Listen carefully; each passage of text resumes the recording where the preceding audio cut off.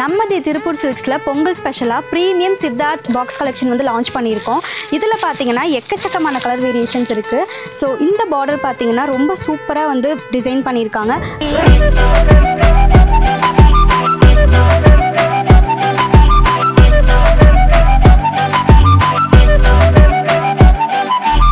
கிளியே கிளியே மணி மணி மேகத்தோப்பில் ஒரு மலர்ந்துள்ளால் போகும் அழகின் அழகே.